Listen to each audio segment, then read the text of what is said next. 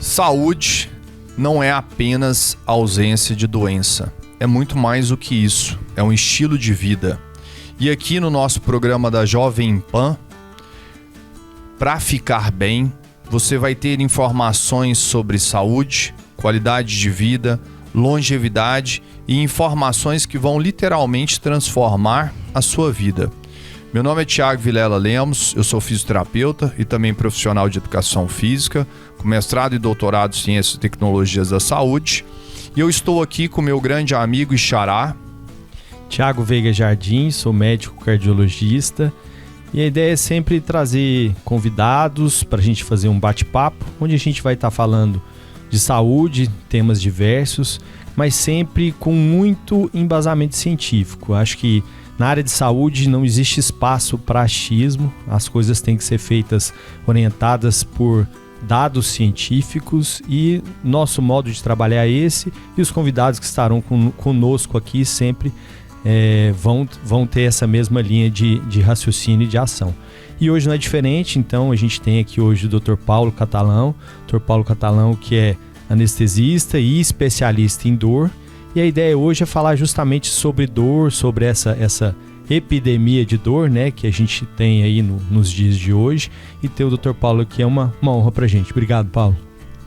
Eu agradeço a turma, Thiago, e estou aqui para que eu puder esclarecer e ajudar a gente a trabalhar em equipe, como é que se deve trabalhar em dor crônica, né, em equipe. Nós estamos aí. Obrigado. Ótimo. Paulo, assim, a primeira pergunta é já, assim, pegando esse gancho aí de epidemia, eu queria que você falasse aí o que caracteriza a dor, né, como sendo uma epidemia aí nos dias de hoje. Por que a gente tem esse conceito? Eu vou começar citando um artigo que saiu no New York Journal Magazine. Se não me engano, foi Jennifer Kahn, que era a jornalista. Ela decidiu investigar e trazer alguns dados sobre isso, inclusive porque ela tem dor crônica. Então isso levou ela a tentar investigar um pouco disso. Aí cita-se como epidemia. A minha grande dúvida é se é uma epidemia ou se é uma endemia que sempre teve, que agora a gente está percebendo. Como a gente não tem tantos dados, né? Então não dá para a gente falar. Mas o que chama a atenção é os dados que ela conseguiu. Que a expectativa é de 1 em cada 4 pessoas no mundo teria dor crônica. Isso aí, pelo grande número, caracterizou como epidemia. Como a gente não tem muito o estudo desses dados anteriormente, vai ver, nós estamos diante de uma endemia e não sabemos. Por isso que a gente caracteriza como epidemia. Eu que trabalho também, assim como você, com dor, né? A gente tem inclusive vários pacientes em comum. Isso preocupa muito a gente. E eu não sei se você teve essa percepção, mas parece que principalmente depois do Covid, né? Até recentemente em outro programa nós falamos sobre isso, né, Thiago? Sobre o impacto Covid. Parece que as dores realmente estão mais presentes e principalmente a dor crônica. E que eu queria te perguntar, Paulo, explica hoje para as pessoas qual que é a grande diferença da dor aguda e da dor crônica. Muito boa essa sua pergunta, porque ajuda a esclarecer algumas coisas. A diferenciação de dor aguda e dor crônica se dá pelo tempo, eu vou chegar nesse dado, mas aí eu vou andar um pouquinho nesse raciocínio. Apesar da ligação com o tempo, não é só isso que caracteriza uma dor aguda ou dor crônica. Dor crônica, se a gente for pegar o que está estabelecido, são dores a partir de 3 meses de duração, né? E, de um modo geral, grande parte da medicina, das intervenções cirúrgicas e não cirúrgicas, elas estariam voltadas para dores agudas, né? Desde infartos aí que o nosso entrevistador conhece bastante, ou então lesões musculares e tendíneas, que o nosso outro entrevistador conhece bastante, seriam as lesões agudas. Mas nas dores crônicas, de um modo geral, para fazer um levantamento assim, é como se o nosso organismo ele acostumar-se a sentir dor, né? É como se as vias do nosso organismo, que geralmente a dor é um alerta, por isso que pessoas que não têm dor em determinada parte do corpo, ou até uma síndrome rara de não ter dor, é um risco, porque a dor te protege quando eu falo de dor aguda. Na dor crônica não é dessa maneira, o problema é a dor, ela passa a ser a doença, né? E de um modo geral, não só a medicina, a fisioterapia, as outras áreas de saúde, a gente tem muito mais base e estrutura de conhecimento da dor aguda do que da dor crônica. E isso é uma das coisas que tem mudado, tem se investigado, mas ainda tem muito mais perguntas do que respostas, Thiago. Esclarecedor. Realmente é um aumento frequente que a gente vê, um aumento constante que a gente vê, e eu queria que você falasse justamente sobre isso, assim, por que você acha, quais seriam os motivos pelos quais essa epidemia, né, ou talvez já fosse uma endemia, mas por que essa dor crônica ela tem aumentado tanto no Brasil e no mundo, assim, quais seriam os motivos aí que você elencaria como justificativa? Sim, a sua pergunta é mais difícil do que parece. De um modo geral, o que a gente percebe é que desde a epidemia de Covid, que essa a gente tem certeza que foi uma epidemia, desde a epidemia de Covid, apareceram as alterações que foram, a gente pode falar que houve um aumento no relato de casos. A gente tem que entender que, se a gente pensar no ponto de vista social da epidemia de Covid, ela teve relação com aumento de ansiedade, com alterações de alimentação, ganho de peso, esse tipo de coisa, além da doença em si. Algumas dores crônicas, a gente sabe que tem relação com doenças virais. Apesar da gente não ter essa relação tão bem estabelecida, por exemplo, igual a gente tem com o vírus herpes e dor crônica, mas a gente sabe que certas infecções virais podem predispor isso num momento distante, que não está conectado à doença. Além disso, a gente teve internações prolongadas, pessoas que ficaram dias e dias numa UTI, muitas vezes numa posição que não é a posição natural para conseguir uma melhor ventilação pulmonar, e com isso você está agredindo estruturas do seu corpo que normalmente não estavam sendo exigidas, só que foi feito de uma maneira epidêmica, né? E a gente sabe que houve aumento de relatos de doença de saúde mental. A gente sabe que existe alguma relação de saúde mental, alguns tipos de doença de saúde mental com alguns tipos de dores crônicas, né? Isso é até um problema porque muitas vezes cria-se o preconceito, como, a dor está na sua cabeça. Na verdade, se a gente for bem claro assim, toda dor está na cabeça da pessoa, né? Mesmo quando a gente tem um achado isso, porque a construção da dor, né, o funcionamento neuroquímico que leva à dor, ele acontece no sistema nervoso central em grande parte. Fantástico, isso é importante as pessoas saberem, né, Paulo? Às vezes a pessoa tem uma dor, ele sente uma dor no joelho, mas o local de interpretação dessa dor no joelho é no cérebro, numa área central e não no joelho, né? Então, e a gente sabe que hoje, como você deixou muito bem claro, os mecanismos da dor crônica, eles são um grande desafio hoje, principalmente a compreensão dela e as intervenções, que é onde a gente vai entrar agora com a minha próxima pergunta, que a gente vai começar a falar um pouco sobre os tratamentos, que talvez é o que as pessoas mais querem saber, porque deve ter um monte de gente assistindo a gente com dor crônica aqui. Mas antes disso, Paulo, eu vejo nas avaliações, né, hoje de pacientes com dor crônica, uma tentativa muito grande de tentar achar um exame que identifique essa dor, né? E você sabe muito bem, eu também tenho um irmão que é médico radiologista, é uma coisa que eu converso muito com ele, porque nem sempre a gente encontra algo em exame nenhum, né, Paulo? Então, assim, eu queria que você falasse um pouquinho sobre a abordagem da avaliação médica do paciente com dor e, principalmente, essa relação do exame de imagem, ressonância, tomografia, raio-x, com de fato, a dor crônica. Nós vamos entrar agora num território um pouco mais espinhoso. Tiago, o que acontece é que, como você bem sabe, a saúde, né, a medicina, as ciências da saúde, elas evoluíram identificando, principalmente através de métodos de imagem, problemas e estudando soluções, né? Por isso que quando surgiu a ressonância e tudo, realmente foi um avanço absurdo, né? A gente aprendeu muita coisa sobre diversas doenças, sobre o desenvolvimento delas e por aí vai. Só que o que acontece é que eu posso falar da medicina com mais propriedade, né? Você da fisioterapia, da educação física, é que a gente sempre esteve conectado a identificar um problema, por exemplo, uma peça anatomopatológica, desde quando a gente começa a estudar, e a partir daí estudar como aquela doença se desenvolve e as maneiras de tratá-la. Com a dor crônica não é necessariamente assim. Tanto que a gente sabe que isso até na medicina é uma coisa que está precisando, tem trabalhado isso, mas se precisa mudar cada vez mais. Por que eu digo isso?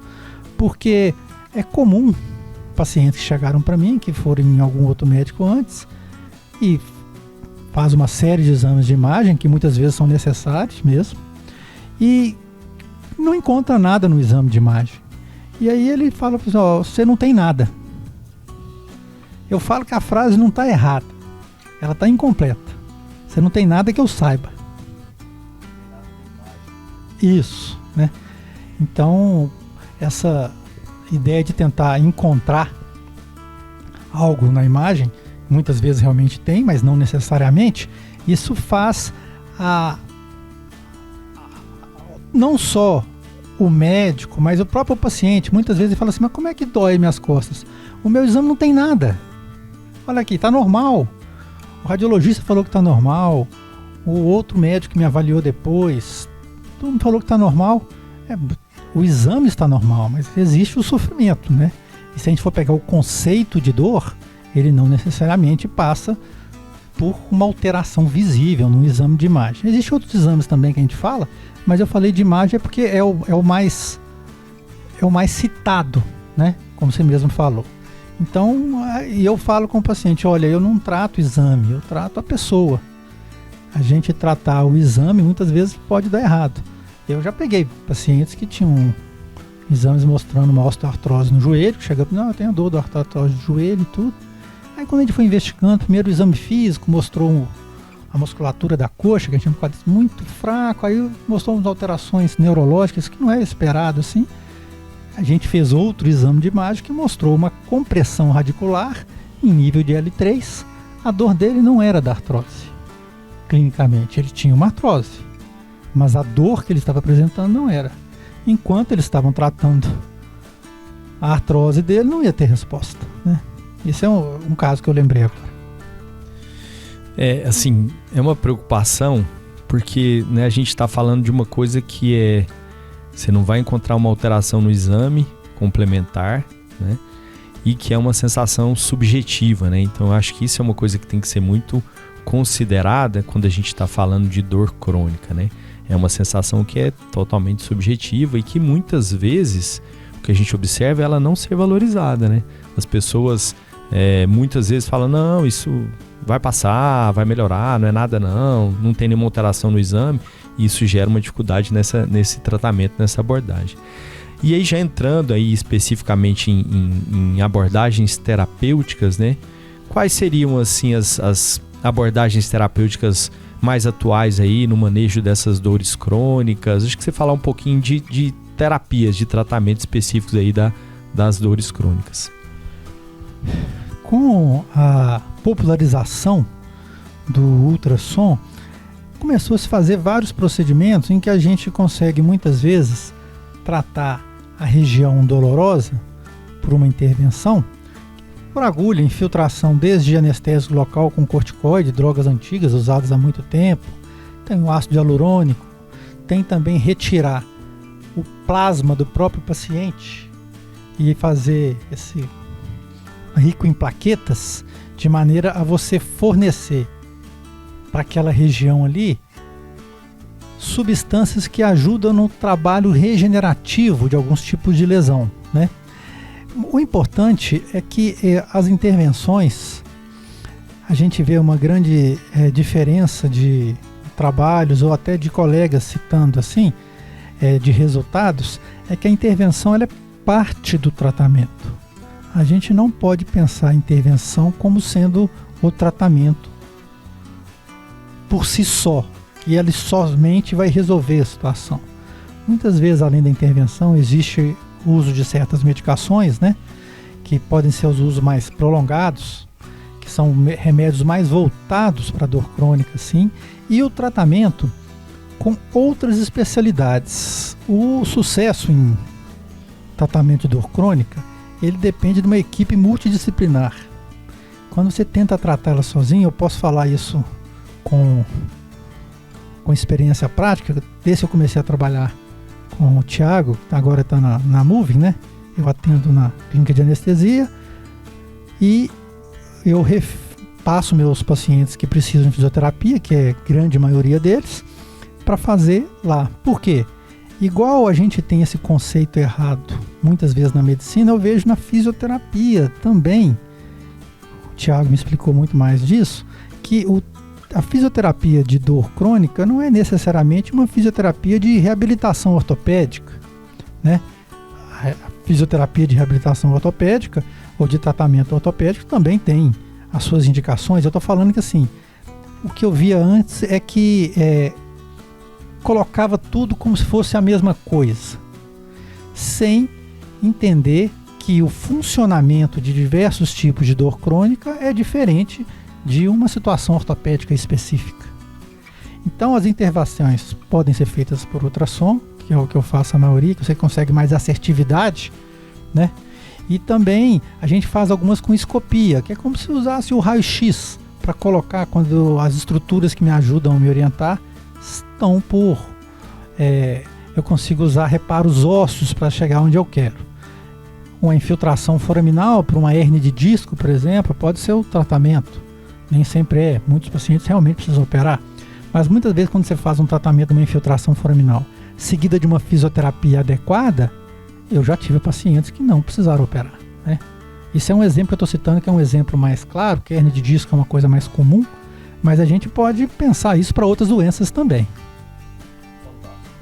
E é importante a gente lembrar, como você falou, dessa necessidade da multidisciplinaridade, vários pacientes, a gente já teve alguns pacientes em comum que precisavam, na verdade, muito mais de uma psicologia, de uma psicoterapia, de um cuidado psiquiátrico, do que medicamento e às vezes fisioterapia, né? E o que eu deixo muito claro para esses pacientes que têm dor crônica, que hoje o padrão A, até para o Thiago saber, Thiago, que a gente fala que é diferente, é o exercício. Então até o padrão, e o paciente tem dor crônica, ele não entende, mas como que eu vou melhorar fazendo exercício? O exercício às vezes piora a minha dor. Não necessariamente, tudo tem a ver com a dose, a forma de implementar. Paulo, hoje existe uma preocupação muito grande, isso começou acho que algumas décadas atrás com uma crise que os Estados Unidos viveu da oxicodona, a Oxycontin, né? E hoje a gente vê as pessoas que têm dor tentando se automedicar, né? Recentemente eu até vi alguns pacientes meus tomando um medicamento aí que parecia ser milagroso e às vezes tentando buscar solução nos medicamentos. Eu queria que você falasse um pouquinho dos riscos desses excessos de medicamentos, desses medicamentos desconhecidos e principalmente dos pacientes que se automedicam escutando o amigo, a vizinha, a tia, né?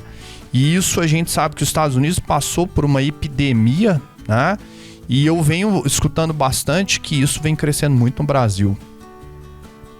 Thiago, realmente isso tem crescido no Brasil, é um fato, né? Eu acho que a prescrição de vários tipos de remédio tem que ser feita com muito cuidado, por isso que a gente teve isso até recentemente aí, né? O pessoal da farmácia, por quem eu tenho um profundo respeito e admiro muito o trabalho, querendo prescrever também. Isso aí, ao meu ver, é um risco, porque você tem que entender da doença, da multidisciplinaridade do tratamento, esse tipo de coisa, e não é simplesmente prescrever o remédio. Voltando aqui ao assunto, quando você me fala de prescrição, esses remédios são os remédios opioides, não é à toa que é uma receita específica, né? Além de ser uma receita específica, é necessário um acompanhamento, né? Uma das coisas que eu faço é dar uma quantidade limitada da medicação, que aí eu consigo ter o retorno desse paciente. A crise de opioides nos Estados Unidos foi uma verdadeira tragédia, e a gente está vendo os casos aumentando aqui, e se a gente não cuidar disso, nós vamos repetir o que aconteceu lá. Muitas mortes, muitos casos de dependência, e uma dependência química de opioide funciona como uma dependência química de drogas ilícitas, com todo o impacto social que pode provocar, além do risco, tanto para a pessoa como quem está próximo dela, né?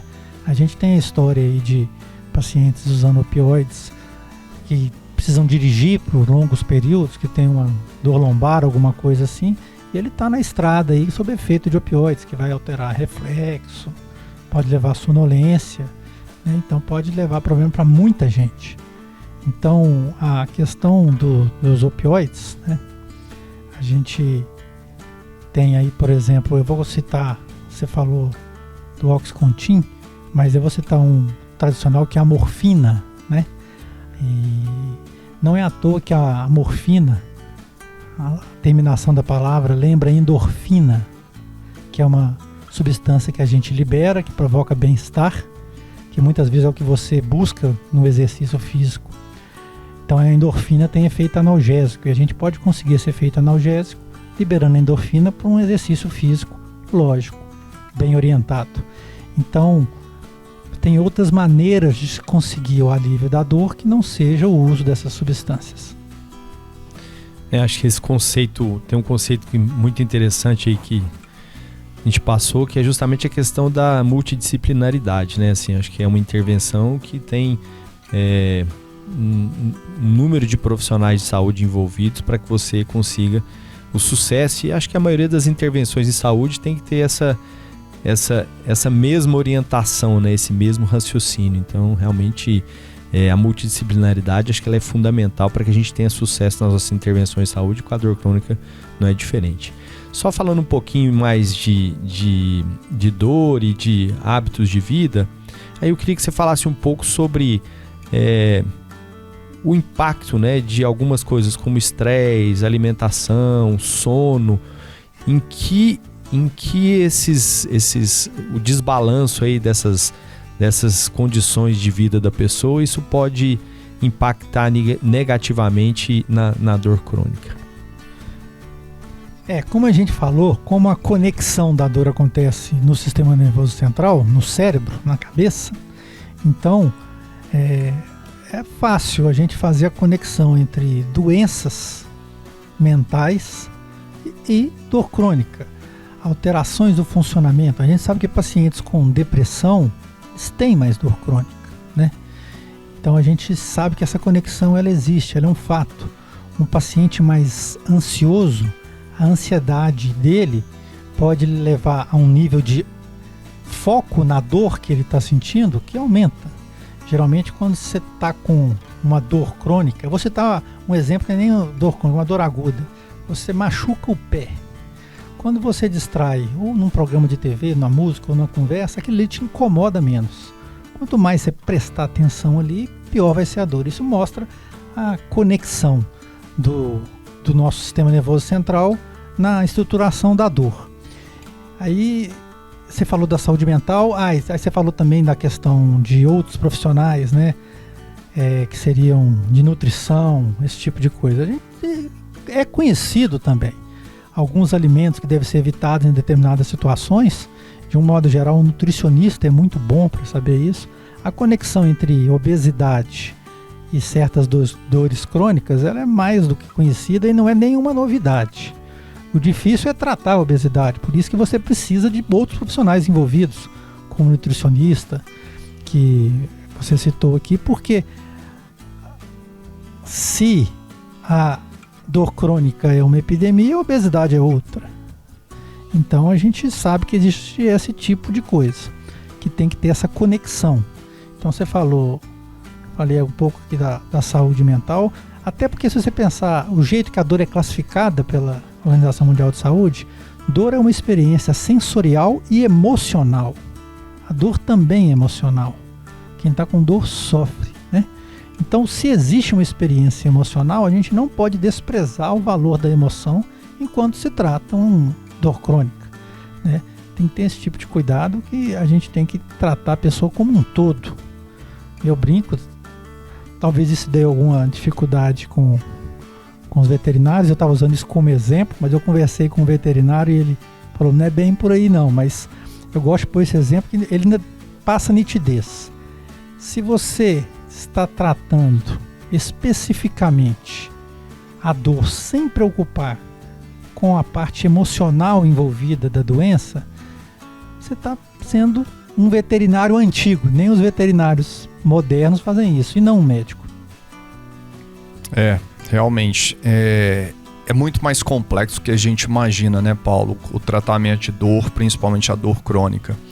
E assim, Paulo, e uma última pergunta que eu queria te fazer é principalmente para quem tem dor e está assistindo a gente, quem tem dor crônica, da importância da participação ativa do paciente, né? Porque ele se entrega ao tratamento e ele acha que todo o tratamento vai ser através de abordagens passivas, que ele vai tomar um remédio, que ele vai para a fisioterapia, vai deitar na maca, vai receber ali uma técnica manual, uma massagem, um choquinho, um calorzinho.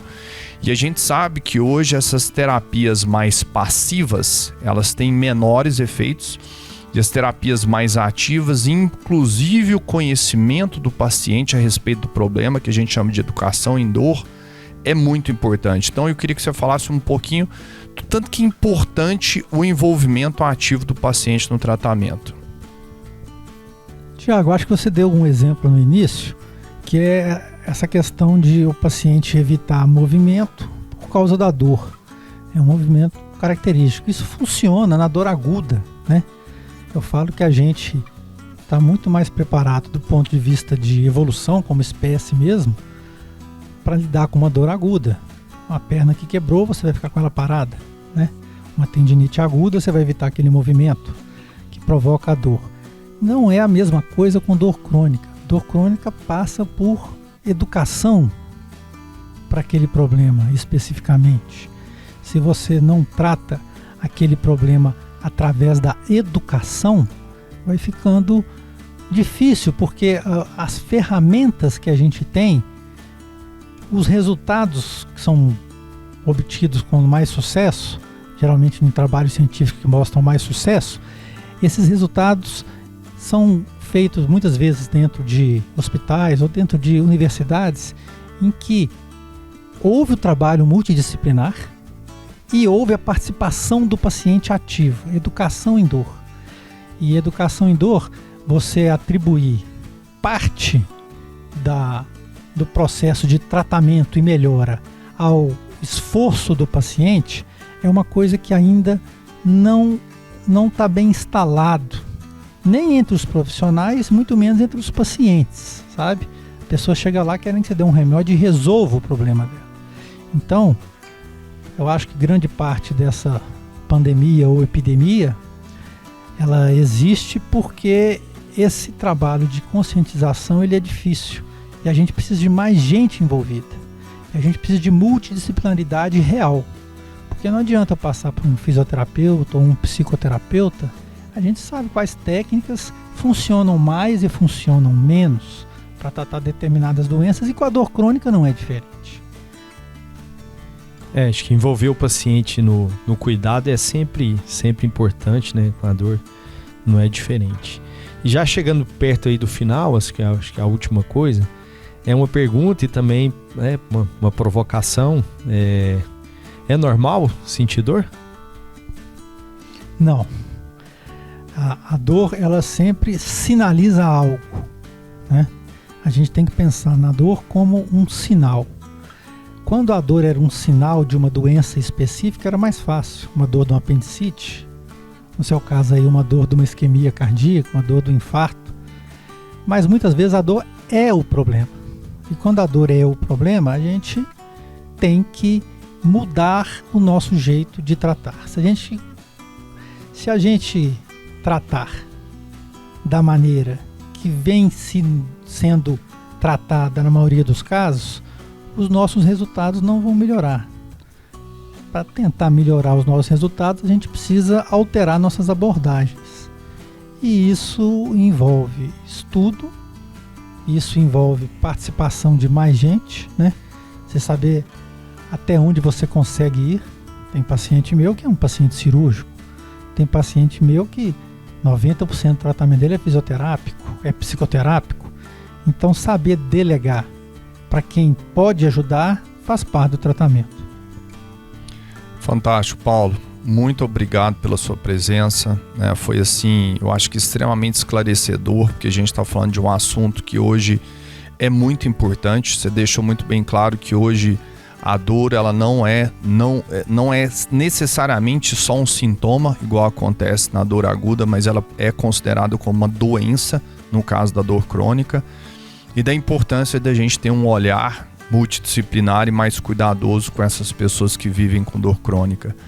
Então, sim, queria agradecer muito a sua presença, né? E eu queria que você deixasse uma mensagem final de encerramento para todo mundo que está assistindo a gente. Eu agradeço ao convite.